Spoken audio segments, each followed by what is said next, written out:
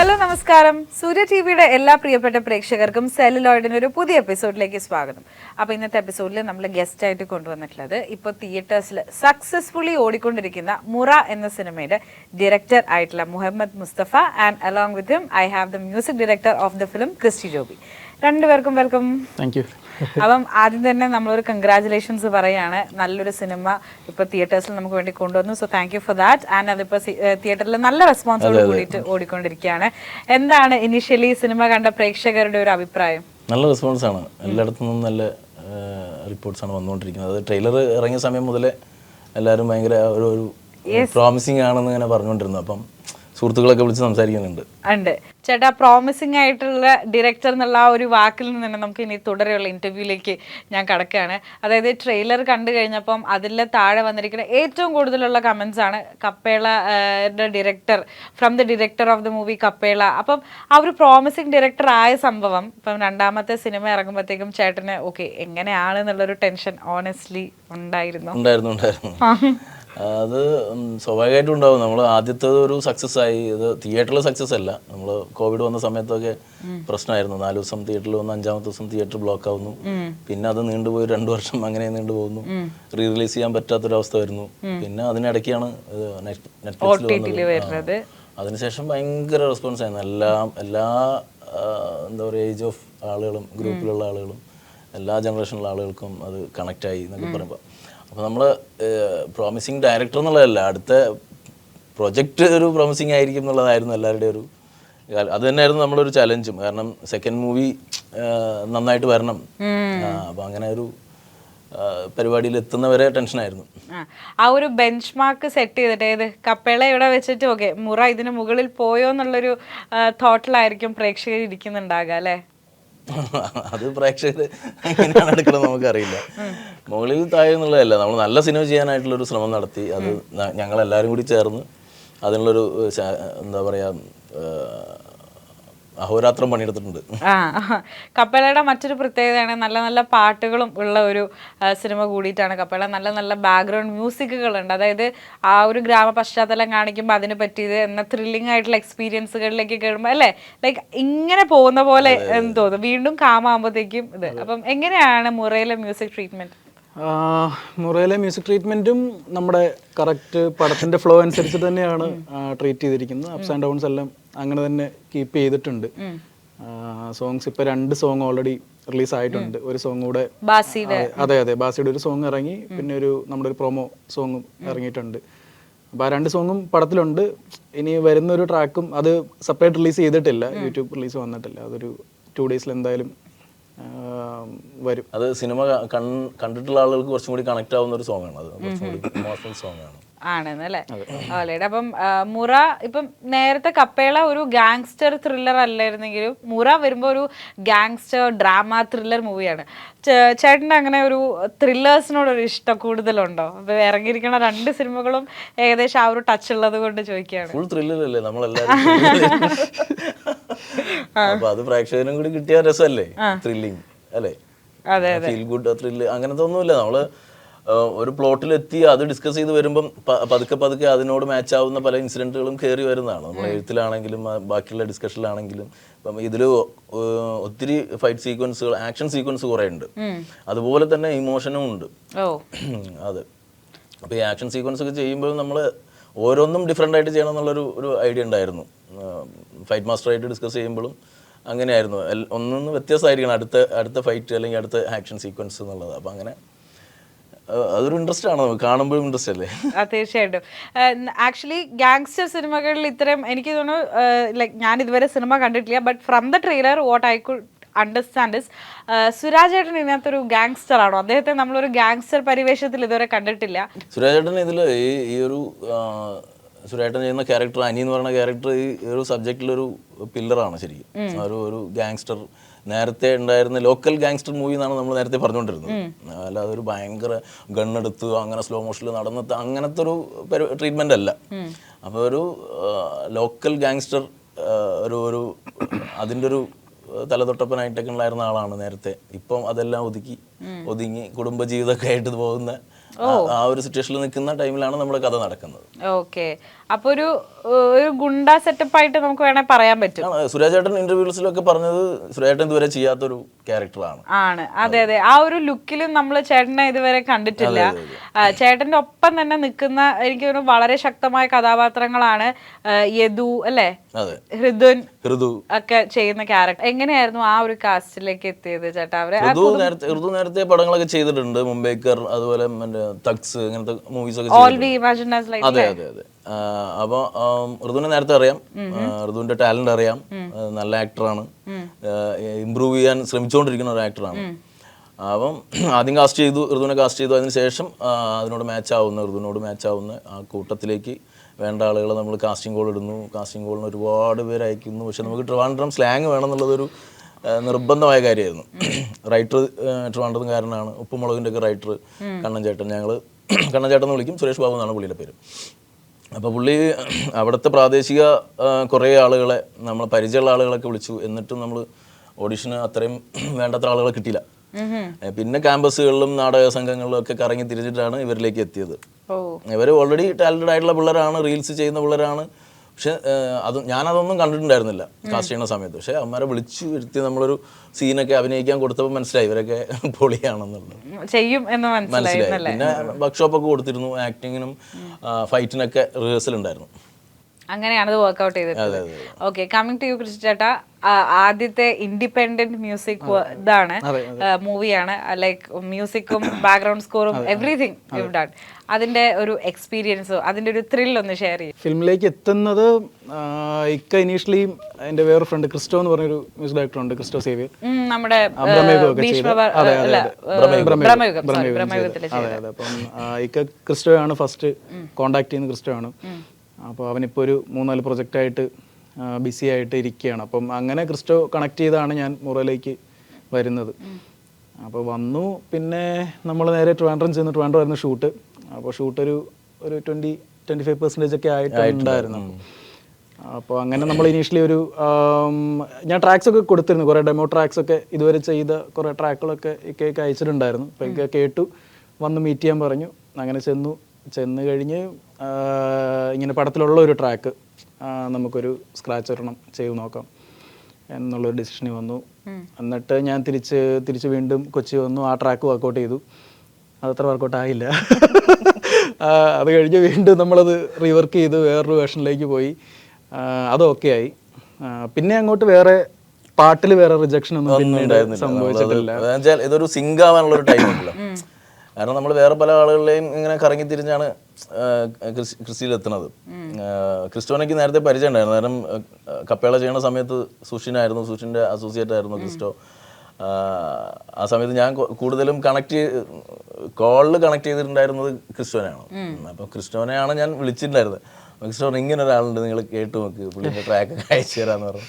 അപ്പോൾ ഞങ്ങൾ സംസാരിച്ച് കഴിഞ്ഞപ്പോൾ ഞങ്ങൾക്കൊരു കണക്ഷൻ ഫീൽ ചെയ്തു. പിന്നെ പുള്ളി തരുന്ന ഓരോ ട്രാക്കിലും നമുക്ക് ഇൻട്രസ്റ്റിംഗ് ആയിട്ട് തോന്നി. പിന്നെ അങ്ങനെ ഒരു ഡിസ്കഷനിലൂടെയാണ് നമ്മൾ ബാക്കി കംപ്ലീറ്റ് ചെയ്തത്. എന്തായാലും മുറ സിനിമ ഭയങ്കര മ്യൂസിക്കലിയും കൂടിയാണ്. ചേട്ടൻ അങ്ങനെ ഒരു മ്യൂസിക്കലി ഇൻക്ലൈൻഡ് ആയിട്ടുള്ള ഒരു ഡയറക്ടർ ആണോ? അങ്ങനെ എനിക്ക് മ്യൂസിക്കിനെ കുറിച്ച് അങ്ങനെ ധാരണയൊന്നുമില്ല.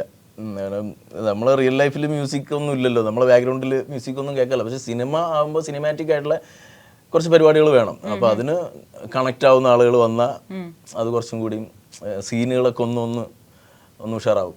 ഓൾറൈറ്റ്. അപ്പം ഇതില് ശ്രീനാഥ് ബാസി ഇപ്പൊ ഒരു പാട്ടിലുണ്ട്, അല്ലാണ്ട് മൂവിയിലുണ്ടോ? മൂവിയിലില്ല, സിംഗറായിട്ട് പാടിയത് കൊണ്ട് നമ്മൾ കുറച്ച് ഷോട്ടുകൾ പുള്ളി തന്നെ പറഞ്ഞാണ് നമുക്ക് അതിനിടയ്ക്ക് ഇട്ട് കൊടുക്കാം, ഞാനും വരാം എന്ന് പറഞ്ഞിട്ട് അങ്ങനെ ഔട്ട്ഡോർ പോയി ഞങ്ങൾ ഷൂട്ട് ചെയ്ത ഒരൊറ്റ ദിവസം കൊണ്ട്. അത്രേ ഉള്ളൂ. അപ്പം അദ്ദേഹത്തെ കൊണ്ട് പാടിക്കാന്നുള്ളൊരു ഡിസിഷനിലേക്ക് എങ്ങനെയായിരുന്നു? അത് ഡയറക്ടറിന്റെ ആയിരുന്നോ മ്യൂസിക് ഡയറക്ടറിന്റെ തീരുമാനമായിരുന്നോ? അത് ഞാൻ ഇക്കടെ അടുത്ത് ഷെയർ ചെയ്തു. എനിക്കൊരു ആഗ്രഹം കൂടെ ആയിരുന്നു അത് ബാസയെ കൊണ്ട് ചെയ്യിക്കണം എന്നുള്ളത്. ചോദിച്ചു നോക്കാന്ന് പറഞ്ഞു. ഇക്കയ്ക്ക് ഓൾറെഡി കപ്പേളയുടെ ഒരു വലിയൊരു ബന്ധം നിൽക്കുന്നതുകൊണ്ട്. അപ്പം അല്ലാതെ ഇപ്പം ഡയറക്റ്റ് വിളിക്കാനാണെങ്കിൽ ഇപ്പോൾ ബാക്കി സിംഗേഴ്സ് ഒക്കെ ആണെങ്കിൽ നമുക്ക് ഇവിടെയുള്ള നമുക്ക് ഏതെങ്കിലും ആർട്ടിസ്റ്റ് കോർഡിനേറ്റേഴ്സ് ഒക്കെ വെച്ച് നമുക്കിത് കണക്ട് ചെയ്യാം. പക്ഷേ ബാസി ഇപ്പോൾ ഒരു ആക്ടറോടെയാണ്, അപ്പം കുറച്ച് ഡിഫിക്കൽട്ടീസ് ഉണ്ടാവും അതിലേക്ക് എത്താനുണ്ട്. അപ്പോൾ ഉറപ്പായിട്ടും ഇക്കയുടെ ഹെൽപ്പില്ലാണ്ട് ആ പരിപാടി അങ്ങനെ ഇക്കയാണ് കോൺടാക്ട് ചെയ്യുന്നത്. ഇപ്പോൾ കോൺടാക്ട് ചെയ്തപ്പോൾ ബാസി കോഴിക്കോട് ഒരു പടത്തിൻ്റെ ഷൂട്ടിലായിരുന്നു. അപ്പം അങ്ങോട്ട് പോരെ, അവിടെ വെച്ച് തന്നെ ചെയ്യാം എന്നൊക്കെ പറഞ്ഞു. നമ്മളതിന്റെ ട്രാക്ക് പാടിയതൊന്ന് അയച്ചു കൊടുത്തിട്ടുണ്ട്. എങ്ങനെയാണ് പരിപാടി എന്ന് പറഞ്ഞിട്ട് അയച്ചു കൊടുത്തു. ഭയങ്കര ഇൻട്രസ്റ്റിംഗ് തോന്നി പുള്ളി. അപ്പം കോഴിക്കോട് ഷൂട്ട് നടക്കുന്നു, നിങ്ങൾ ഇങ്ങോട്ട് പോകാം, നമുക്ക് ഇവിടെ നിന്ന് റെക്കോർഡ് ചെയ്യാന്ന് പറഞ്ഞു. 2 ദിവസം ഞാനും ക്രിസ്റ്റിയും കൂടി അവിടെ പോയി.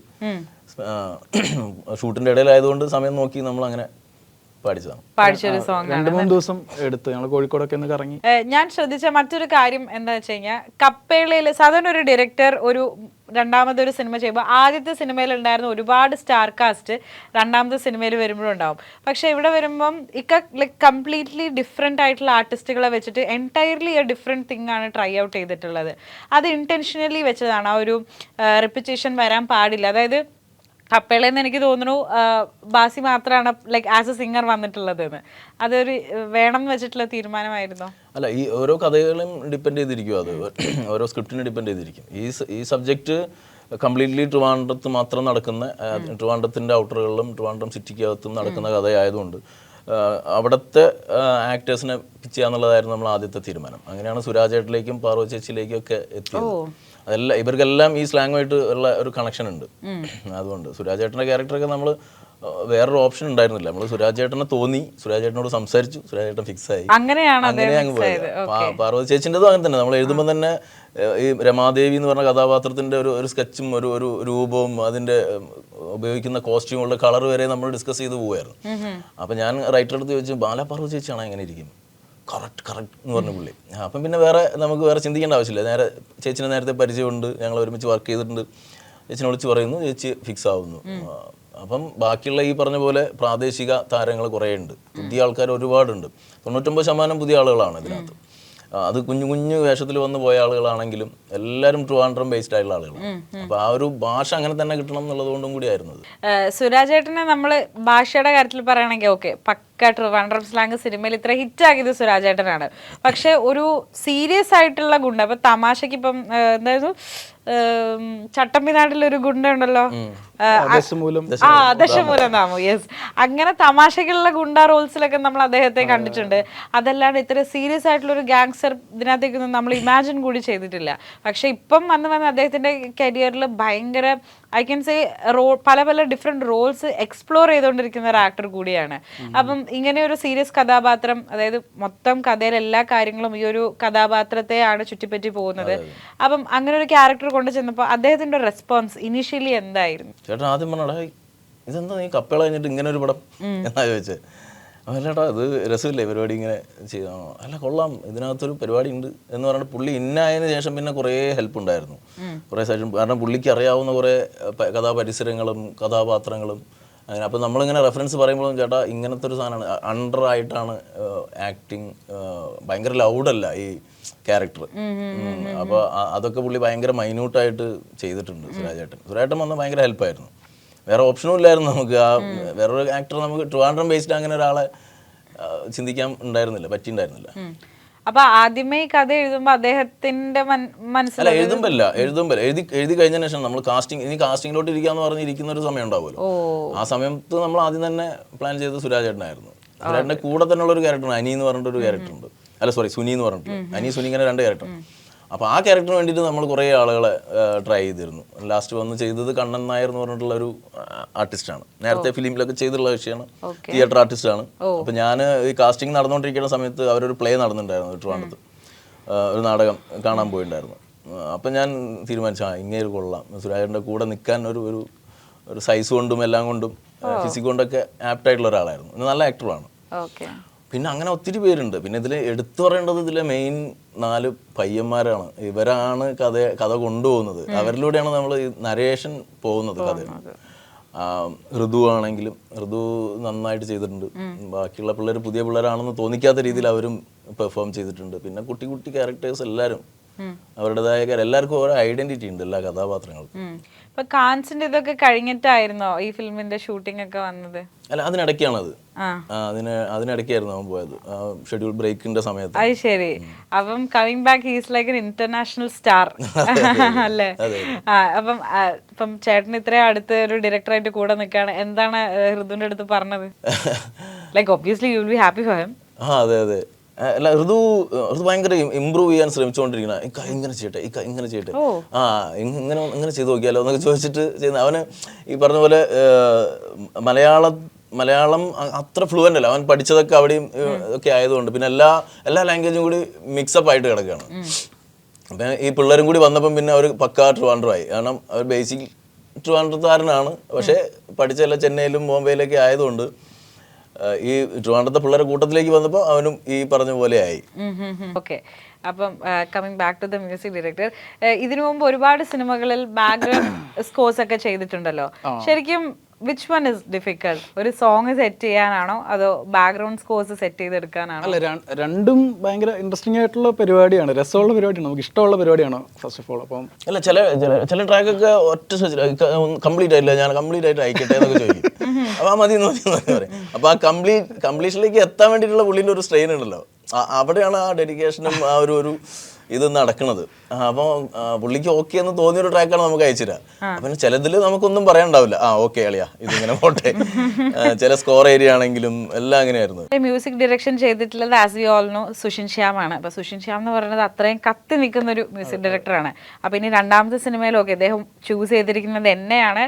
അപ്പം എൻ്റെ ഭാഗത്തു നിന്ന് ഒരു സെറ്റ് ബാക്ക് ഉണ്ടാവാൻ പാടില്ല എന്നുള്ള രീതിയിലൊരു ടെൻഷനൊക്കെ ഉണ്ടായിരുന്നോ? അല്ലെങ്കിൽ അല്ല, ടെൻഷനേക്കാളും ഇത് ഇങ്ങനെ ഒരു സംഭവം ഭയങ്കര സന്തോഷം ഉണ്ടാക്കുന്ന ഒരു പരിപാടിയാണ്. ശരി, എന്നെ ഓപ്റ്റ് ചെയ്തല്ലോ അല്ലേ? കാരണം ഞാൻ എൻ്റെ ഫാമിലിയും അല്ല എൻ്റെ ക്ലോസ് ഫ്രണ്ട്സിൻ്റെ അടുത്തൊക്കെ ഞാൻ പറയും, എടാ സുഷിൻ്റെ പരിപാടി കഴിഞ്ഞ നെക്സ്റ്റ് പ്രൊജക്റ്റ് നമ്മളാണ് ചെയ്യുന്നത്. അപ്പോൾ ഈ ഒരു ടോക്ക് ഉണ്ടായിരുന്നു നമുക്ക് ഇനിഷ്യലി തൊട്ടേ ഉണ്ടായിരുന്നു. അപ്പം ടെൻഷനല്ല, ബേസിക്കലി ഈ ഒരു ഹാപ്പിനെസ് ഭയങ്കര ഉണ്ടായിരുന്നു. ഈ ഒരു പ്രൊജക്റ്റ് എന്റെയും ഫുൾ ഫ്ലെഡ്ജ് ആയിട്ടുള്ള മ്യൂസിക് ചെയ്യുന്ന ഫസ്റ്റ് ഫിലിമാണ്. അപ്പം നല്ലൊരു ടീമിന്റെ കൂടെ വർക്ക് ചെയ്യാൻ പറ്റിയതിൽ ഭയങ്കര ഹാപ്പിയാണ്. സുഷിൻ ബ്രേക്ക് എടുക്കുക എന്ന് പറഞ്ഞപ്പോൾ കുറച്ചും കൂടി ചിലപ്പോൾ കല്യാണം ഒക്കെ എന്തായാലും പ്രോമിസിംഗ് ആയിട്ടുള്ള മലയാള സിനിമയ്ക്ക് ഇനി ഒരുപാട് പടങ്ങൾ ചെയ്യാൻ സാധ്യതയുള്ള ഒരു മ്യൂസിക് ഡയറക്ടറാണെന്ന് എനിക്ക് തോന്നിയിട്ടുണ്ട്. തോന്നിയിട്ടുണ്ടെന്നല്ല, എല്ലാവരും നമ്മൾ കേട്ട ആളുകൾ നമ്മളെ കൂടെ ഉള്ള എല്ലാവരും പറഞ്ഞിട്ടുണ്ട്. അങ്ങനെ തന്നെ ആവട്ടെ. അതെ, അങ്ങനെ ആകട്ടെ എന്ന് ഞാനും ആശംസിക്കുന്നു. ചേട്ടന്റെ ഫേവറേറ്റ് മ്യൂസിക് ഡയറക്ടർ ആരാ? ഞാൻ അങ്ങനെ പർട്ടിക്കുലർ മ്യൂസിക് ജോണർ ഇഷ്ടമുണ്ട് അങ്ങനെ അല്ല, നമുക്ക് ജോണർ ഒരു കാരണവശാലും ഇന്ന ജോണർ ഇഷ്ടപ്പെട്ട് കഴിഞ്ഞാൽ ചിലപ്പോൾ അതിൽ തന്നെ കേട്ട് ഒരു പരിപാടി. ഇപ്പം ഞാൻ സ്റ്റാർട്ട് ചെയ്തത് ഇലക്ട്രോണിക് മ്യൂസിക് പ്രൊഡക്ഷൻ ആണ് സ്റ്റാർട്ട് ചെയ്തത്. അപ്പം അതുകൊണ്ട് തന്നെ അങ്ങനത്തെ ആർട്ടിസ്റ്റുകളുമാണ് കൂടുതൽ ഫോളോ ചെയ്യുന്നതും, അതാണ് കൂടുതൽ ഇൻട്രസ്റ്റ്. അപ്പോൾ അതിനെ എങ്ങനെ നമ്മുടെ സിനിമാറ്റിക് പരിപാടിയിലേക്ക് കൊണ്ടുവരാം എന്നുള്ളതാണ് ഇപ്പോഴത്തെ ഒരു ജേണി. അത് നമ്മൾ കേട്ടിട്ടുള്ള കുറേ സൗണ്ട്സ് എങ്ങനെ ഈ ഒരു പരിപാടിയിലേക്ക് എത്തിക്കാം എന്നുള്ളതാണ് ഇപ്പോഴത്തെ ടാസ്ക്. അത് ചെയ്തുകൊണ്ടിരിക്കുകയാണ്. അപ്പോൾ അത് മുറയിലുണ്ട്. ചേട്ടൻ്റെ സിനിമയിലുള്ള മിക്ക ആർട്ടിസ്റ്റുകളും തിയേറ്റർ ബാക്ക്ഗ്രൗണ്ടുള്ള ആൾക്കാരായിരിക്കും. ഫോർ എക്സാമ്പിൾ, എനിക്ക് പെട്ടെന്ന് നേരത്തെ ഇതിൽ മറ്റേ അനിയുടെ ഓപ്പോസിറ്റ് നിൽക്കുന്ന സുനി എന്ന് പറയുന്ന കഥാപാത്രത്തെ ഒരു തിയേറ്റർ ഇവിടെ നിന്ന് കൊണ്ടുവന്നതാണെന്ന് പറഞ്ഞപ്പോൾ എൻ്റെ മനസ്സിലേക്ക് പോയത് റോഷനായിരുന്നു. Roshan is a wonderful theatre artist also അല്ലേ? അത് നോക്കിയെടുക്കുന്നതാണോ വർക്ക് ചെയ്യാനുള്ളൊരു കംഫർട്ടബിൾ ഇത് വെച്ചിട്ടൊക്കെ? ഉണ്ടാവും. ഞാൻ തിയേറ്റർ ആർട്ടിസ്റ്റ് ആയിരുന്നു. ഞാൻ തിയേറ്റർ ഒരു അങ്ങനത്തെ ഒരു ബാക്ക്ഗ്രൗണ്ടിൽ നിന്ന് വരുന്ന ആളായതുകൊണ്ട് എനിക്ക് കുറച്ചും കൂടി കണക്റ്റ് ആവും. നമ്മൾ പറയുന്ന ചില സാധനങ്ങൾ കുറച്ചുകൂടി ഈസി ആയിട്ട് കണക്ട് ആവും തോന്നിയതുകൊണ്ടായിരിക്കും ചിലപ്പോൾ. അത് മനഃപൂർവ്വം ചെയ്തല്ല, പക്ഷെ അത് ചിലപ്പോൾ ഉള്ളിൽ ഉണ്ടാവുന്നതുകൊണ്ടായിരിക്കും ചിലപ്പോൾ അങ്ങനെ വന്നു ചേർന്നത്. നമ്മുടെ സുരാജേട്ടനൊക്കെ തിയേറ്റർ ബാക്ക്ഗ്രൗണ്ട് ഉള്ള ഒരു ആക്ടർ ആയിരുന്നില്ലല്ലോ. അപ്പോൾ അവരെയൊക്കെ കൊണ്ടുവരുമ്പം ലൈക് ചേട്ടൻ കുറച്ചും കൂടെ കാര്യങ്ങൾ ഇരുത്തി ഡീറ്റെയിൽഡ് ആയിട്ട് പറഞ്ഞു കൊടുത്ത് ഹൗ ഡസ് ദാറ്റ് വർക്ക് ഒരു ഡയറക്ടർ ആൻഡ് ആക്ടർ തമ്മിൽ? സുരാജേട്ടൻ ഓൾറെഡി നാഷണൽ അവാർഡ് വിൻ ചെയ്ത ഒരു ആക്ടറാണ്. സുരാജേട്ടൻ്റെ നമ്മൾ തിയേറ്റർ എന്ന് പറയുമ്പോൾ ഞാൻ മിമിക്രിന്റെ ഒരു ബാക്ക്ഗ്രൗണ്ട് ഭയങ്കരമായിട്ട് കിടക്കുന്ന ഒരാള് സുരാജേട്ടൻ. ഞാൻ മിമിക്രിയും ചെയ്തിട്ടുണ്ട്, മിമിക്രി സ്റ്റേജുകളിലൊക്കെ പരിപാടി വരുന്നുണ്ട്. അപ്പം സുരാജേട്ടൻ അറിയാം, ഞങ്ങൾ ഒരുമിച്ച് വർക്ക് ചെയ്ത സിനിമ സെറ്റുകളിലൊക്കെ ഞങ്ങൾ മൈക്കൊക്കെ എടുത്ത് വെറുതെ മിമിക്രി ഒക്കെ കളിക്കും. സ്റ്റേജിൽ ചെയ്തിട്ടൊന്നുമില്ല, പക്ഷെ പടങ്ങളിൽ വർക്ക് ചെയ്തിട്ടുണ്ട്. തീവണ്ടിയിൽ ഞങ്ങൾ ഒരുമിച്ച് അഭിനയിച്ചിട്ടുണ്ട്, കൊച്ചവ പോലും അയ്യപ്പ കോലൊക്കെ ഒരുമിച്ച് അഭിനയിച്ചിട്ടുണ്ട്. അപ്പോൾ ഫ്രീ ടൈമിലൊക്കെ നമ്മൾ ഇതാണ് പരിപാടി. പക്ഷെ അത് ഒരു ഘട്ടം കഴിഞ്ഞപ്പോൾ ആക്ഷൻ ഹീറോ ബിജു അതിൽ വന്ന ആ ഒരു ക്യാരക്ടർ ചെയ്തോടുകൂടിയിട്ട് ഇമേജേ മാറി. സുരാജേട്ടൻ എന്ന് പറയുന്ന ഒരു ആക്ടർ ഇത്രയും പൊട്ടൻഷ്യൽ ഉള്ള ഒരാളാണെന്നുള്ള അപ്പോഴാണ് പലർക്കും മനസ്സിലായത്. പിന്നെ അവിടെ നിന്ന് അങ്ങോട്ട് ചെയ്ത ഒരുപാട് ക്യാരക്ടറുകൾ നമുക്കറിയാം. കുട്ടമ്പുഴയുടെ ശിവരാത്രി ആണെങ്കിലും മറ്റേ അപ്പൊ അത്രയും സീരിയസ് ആയിട്ട് പുള്ളി. അപ്പൊ നമ്മൾ ഫസ്റ്റ് മീറ്റിംഗ് ഡിസ്കസ് ഇരുന്നപ്പം തന്നെ ചെയ്തപ്പോൾ തന്നെ ഡിസ്കസ് ചെയ്തപ്പോൾ തന്നെ പുള്ളിക്ക് ഈ ക്യാരക്ടറിനെ കുറിച്ച് ഡിസ്കസ് ചെയ്തപ്പോൾ തന്നെ പുള്ളി ചില മൈന്യൂട്ട് സാധനങ്ങൾ പറയുമ്പോൾ നമുക്ക് മനസ്സിലാവും ഇത് ഒരുപാട് നമുക്ക് പണിയെടുക്കാനൊന്നും ഇല്ല, അത് ഓക്കെയാണ്. രാജേട്ടൻ്റെ ഒരു ഹെൽപ്പ് ഭയങ്കരമായിട്ടുണ്ടായിരുന്നു ആ കാര്യത്തിൽ. ഓൾറൈറ്റ്. ഇപ്പം കപ്പേളയില് ഇക്ക ഒരു വേഷം ചെയ്തിട്ടുണ്ട്, ഇതിൽ എങ്ങനെയാണ്? കണ്ടില്ലല്ലോ. ഇതിൽ വേഷം എനിക്ക് ചെയ്യാൻ പറ്റുന്ന ക്യാരക്ടറൊക്കെ ഉണ്ടായിരുന്നു, പക്ഷെ ഞാൻ മനഃപൂർവ്വം പിന്മാറി. കാരണം നല്ല ഹെവി വർക്കായിരുന്നു ഇത് ക്യാമറയ്ക്ക് ബാക്കിൽ. ഇത്രയും പുതിയ ആളുകളാകുമ്പം ഭയങ്കര ബുദ്ധിമുട്ടായിരുന്നു എല്ലാവരെയും ഈ ഒരു മൂഡിലേക്ക് എത്തിക്കുക എന്ന് പറയുന്ന പരിപാടി. അതുകൊണ്ടപ്പോൾ ഇതിലില്ല എന്നാണ് ഉദ്ദേശിച്ചത്. ഓക്കെ. എങ്ങനെയായിരുന്നു മുറ ലൈക്ക് കൊണ്ടുപോകാനായിട്ട് ഇത്തിരി പാടുപെട്ടോ as A director? Kappela direct ചെയ്യാനായിട്ട് വേറെ കമ്പാരിറ്റീവ്ലി ഈസി ആയിരുന്നു? കപ്പേള പ്രീ പ്രൊഡക്ഷൻ ടൈം അതൊരു 3-4 വർഷത്തോളം എടുത്തൊരു പ്രോസസ് ആയിരുന്നു കപ്പേളയ്ക്ക്. അപ്പൊ അതുകൊണ്ട് എനിക്ക് ഷൂട്ട് ഭയങ്കര ഈസി ആയിരുന്നു. അതായത് ഫ്രെയിം ടു ഫ്രെയിം ഇങ്ങനെ മനസ്സിൽ കിടക്കുന്നതുകൊണ്ട് നമ്മളിങ്ങനെ ഷൂട്ട് ചെയ്ത് വന്ന് നമ്മൾ മോണിറ്ററിൽ ഇങ്ങനെ സ്പോട്ട് എഡിറ്റ് ചെയ്ത് കാണുമ്പോൾ നമുക്ക് മനസ്സിലാവും മനസ്സിൽ കണ്ട സിനിമ ഇങ്ങനെ ആയി വരുന്നത്. ഒരു 4 ദിവസമൊക്കെ കഴിയുമ്പോൾ നമുക്ക് മനസ്സിലാവും. ഞാൻ ജിംഷിക്കാലിന്നാണ് അന്ന് ക്യാമറ ചെയ്തിരുന്നത്. പുള്ളീൻ്റെ അടുത്ത് പറഞ്ഞു ഞാൻ മനസ്സ് കണ്ട പോലെ സാധനം വരുന്നുണ്ട്, ഇനി കൂടെയുള്ള ആൾക്കാരും വന്ന് എൻ്റെ അടുത്ത് ചെവിയിലൊക്കെ പറയും പറഞ്ഞ പോലെ തന്നെ വരുന്നുണ്ട് എന്നൊക്കെ പറഞ്ഞിട്ട്. അപ്പോൾ അതെനിക്കൊരു ടെൻഷൻ ഉണ്ടായിരുന്നില്ല കപ്പേള. പക്ഷേ ഇത് കുറച്ചും കൂടിയും ഞാൻ അറിയാത്തൊരു ഒരു ജോഗ്രഫിയാണ് ഈ ട്രിവാൻഡ്രം. എനിക്കറിയില്ല, ഞാൻ കണ്ടിട്ടില്ലാത്ത കുറേ സ്ഥലങ്ങളിലൊക്കെ പോയി നമ്മൾ ലൊക്കേഷൻ ഹണ്ടിനൊക്കെ പോയി ഫിക്സ് ചെയ്തിട്ടുണ്ടെങ്കിലും അവിടേക്ക് ഈ പറഞ്ഞ പോലെ ഒരു സ്ഥലത്തല്ല, ട്രിവാൻഡ്രത്ത് തന്നെ 10-12 സ്ഥലങ്ങൾ ഇങ്ങനെ മാറിയാണ് പോയിക്കൊണ്ടിരിക്കുന്നത്. അതുപോലെ തന്നെ ഈ ഇത്രയും പുതിയ ആളുകളെ ഞാൻ ഹാൻഡിൽ ചെയ്യണം. കൂടുള്ള കൂടെ എൻ്റെ കൂടെയുള്ള ഡയറക്ഷൻ ഡിപ്പാർട്ട്മെൻറ്റും ഈ സമയം വരെ അവർ ഇതിൻ്റെ പിറകിലുണ്ട്, ശക്തമായിട്ടുണ്ട്. അപ്പോൾ ആ ഒരു സപ്പോർട്ടൊക്കെ ഉണ്ടായിരുന്നു. ഈ പറഞ്ഞ പോലെ ചില കാലാവസ്ഥാ പ്രശ്നങ്ങളും അങ്ങനത്തെ കാര്യങ്ങളൊക്കെ ഉള്ളായിരുന്നു, വേറെ പ്രശ്നങ്ങളൊന്നും ഉണ്ടായിരുന്നില്ല. എന്തായാലും കപ്പേളയ്ക്ക് എടുത്ത അത്ര ടൈം ഇതിന് എടുത്തിട്ടുണ്ടായിരുന്നില്ല. കുറച്ചുകൂടി ഷോർട്ട് ടൈമിൽ ഭയങ്കര സ്പീഡായിട്ട് നമ്മൾ യുദ്ധമായിരുന്നു കഴിഞ്ഞല്ലേ. ഓൾറൈറ്റ്. ഇക്ക, കപ്പേള ഒരു തിയേറ്ററിക്കൽ ഹിറ്റ് ആയിരുന്നില്ല എന്നുള്ളത് ഇപ്പം ഇത്രയും ഇയേഴ്സ് ഓഫ് ഹാർഡ് വർക്ക് അതിന് പുറകിലുണ്ടായിരുന്നത് ലൈക്ക് ഒബ്വിയസ്ലി OTT വന്നപ്പോൾ വമ്പൻ ഹിറ്റായി, ഒരുപാട് അപ്രിസിയേഷൻ കിട്ടിയത് ആ ഒരു ഹാർഡ് വർക്കിന് ബലമായിട്ട് കിട്ടിയിരുന്നു. പക്ഷെ ഇനീഷ്യൽ ടൈമിൽ വിഷമം ഉണ്ടായിരുന്നോ? ഉറപ്പായിട്ടുണ്ടായിരുന്നു. ഞാൻ വീട്ടിൽ നിന്ന് പുറത്തു പോലും ഇറങ്ങാതെ ബെഡിൽ നിന്ന് എഴുന്നേൽക്കാൻ പറ്റാത്ത അവസ്ഥയിൽ ഡിപ്രഷൻ അടിച്ചിരുന്നു. പിന്നെ അതിൽ നിന്നൊക്കെ ഇങ്ങനെ വന്നു. എന്തായാലും എനിക്ക് ഉറപ്പാണ് അതിനൊക്കെയുള്ളൊരു മറുപടി ആയിരിക്കും മുറ. അയ്യോ, എനിക്കത് പറയുമ്പോൾ ഇക്കന്നെ കണ്ണെന്ന് പറയുന്നത് കാണാൻ പറ്റുന്നുണ്ട്. അത്രയും ഹാർഡ് വർക്ക് ഉണ്ടായിരുന്നു അതിൻ്റെ പറയില്ല. അതുകൊണ്ടാണ് ഞാൻ അയ്യോ ഇത് ഇനി എന്ത് ചെയ്യും എന്നുള്ളൊരു അവസ്ഥയിൽ നിൽക്കുന്നൊരു. പക്ഷെ അത് നമ്മൾ നല്ലത് ചെയ്തു വെച്ചാൽ അത് വരും പുറത്തോട്ട്. എന്തായാലും ഉറപ്പാണ് ഇപ്പം ഇനിയും ഹിറ്റായിട്ട് മുറ ഇങ്ങനെ ഓടിക്കൊണ്ടിരിക്കും. ലൈക്ക് പഴയ സിനിമ പോലെ തന്നെ വലിയ റെസ്പോൺസ് കിട്ടട്ടെ, like starting from the theatre. അങ്ങനെയാണ് ആശംസിക്കുകയാണ്. എന്തായാലും നമ്മൾ ജോയിൻ ചെയ്തതിൽ, ഞങ്ങളുടെ ഓഡിയൻസുമായിട്ട് ഇത്രയും നേരം സംസാരിച്ചിരുന്നതിൽ രണ്ടുപേർക്കും താങ്ക് യു സോ മച്ച്. എല്ലാവരും തിയേറ്ററിൽ പോയിട്ട് കാണാത്ത ആളുകൾ എത്രയും പെട്ടെന്ന് പോയി തിയേറ്ററിൽ വലിയ വലിയ സിനിമകളൊക്കെ വരുമ്പോൾ ചിലപ്പോൾ നമ്മളെ സിനിമകൾ എടുത്ത് മാറ്റും. അപ്പോൾ അതുകൊണ്ട് ഇത്രയും പുതിയ ആളുകൾ അഭിനയിച്ചതാണ്. എല്ലാവരും തിയേറ്ററിൽ പോയി സിനിമ വാച്ച് ചെയ്യാം. അതെ, Muhammad Mustafa is one of the reason to go and watch Mura in theatres. Suraj ചേട്ടനൊക്കെ ഉണ്ട്. അത് മാത്രമല്ല കുറേ ആൾക്കാർ ഞെട്ടിക്കൽ അഭിനയം കാണാം നിങ്ങൾക്ക് പോയി കഴിഞ്ഞാൽ. Okay, thank you so much. Thank you. അപ്പോൾ മുറയുടെ വിശേഷങ്ങളൊക്കെ ഇന്നത്തെ എപ്പിസോഡിൽ നമ്മൾ കേട്ടു. കൂടുതൽ സിനിമ വിശേഷങ്ങളും അപ്ഡേറ്റ്സും ഒക്കെ ആയിട്ട് നമുക്ക് മറ്റൊരു എപ്പിസോഡിൽ കാണാം. Till then, this is Meenakshi Sudheer signing off from സെലലൈറ്റ്. ബൈ.